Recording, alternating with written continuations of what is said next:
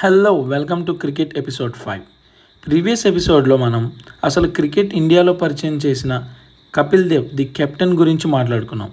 అయితే అది 1980s to 1919 వరకు మాత్రమే. ఆ తర్వాత ఇండియన్ టీంకి నియర్లీ 5 మెంబర్స్ కెప్టెన్గా చేశారు.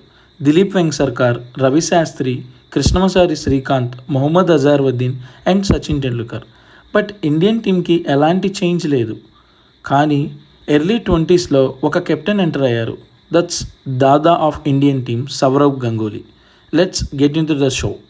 సౌరవ్ గంగూలీ డెబ్యూట్ చేసింది 1996లో against England in Lord's and last match 2008 against Australia.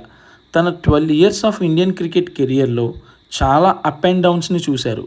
Career స్టార్టింగ్లో ఆకట్టుకునే బ్యాటింగ్తో టీంలో ప్లేస్ దక్కించుకున్న 1999 వరల్డ్ కప్లో హీరోయిన్ నగ్మాని కలిశారు.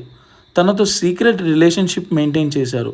బట్ తన కెరియర్కి డౌన్ఫాల్ అవుతుంది అనే రీజన్తో ఇద్దరు మూవ్ ఆన్ అయ్యారు.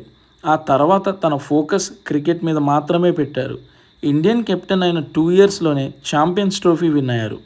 ఇంకా స్టాట్స్ చూసుకుంటే ఓవరాల్గా టెస్ట్ అండ్ T20s కలిపి 400+ మ్యాచెస్ ఆడారు. నియర్లీ 200 మ్యాచెస్కి కెప్టెన్గా ఉన్నారు.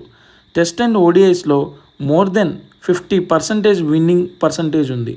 టోటల్ 18,000+ రన్స్ చేశారు అండ్ 132 వికెట్స్ తీసుకున్నారు.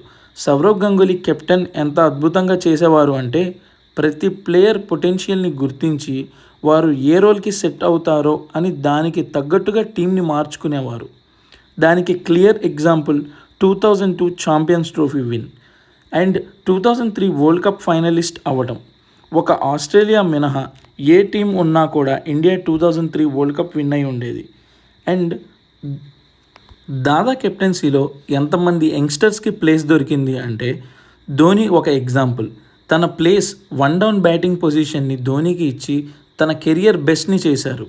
అండ్ కొంతకాలం ఐపీఎల్లో కోల్కతా నైట్ రైడర్స్కి కెప్టెన్ చేశారు. ఈవెన్ సహారా పూణే వారియర్స్ టీంలో కూడా తను ఆడారు. గంగూలీ ఎర్లీ 20sలో ఎంత ఇంపాక్ట్ చూపించేవారు అంటే తన రికార్డ్స్ ఒకటే సరిపోదు, ఒక బ్యాట్స్మెన్గా, ఒక బౌలర్గా అండ్ ఫీల్డర్గా ఎంత సక్సెస్ అయ్యారో మనందరికీ తెలుసు. అండ్ ఇలాంటి వీడియోస్ మరిన్ని చూడటం కోసం మా ఛానల్ని తప్పక లైక్ చేయండి, షేర్ చేయండి అండ్ సబ్స్క్రైబ్ చేయండి. ఇలాంటి మరిన్ని వీడియోస్ని మళ్ళీ కలుద్దాం.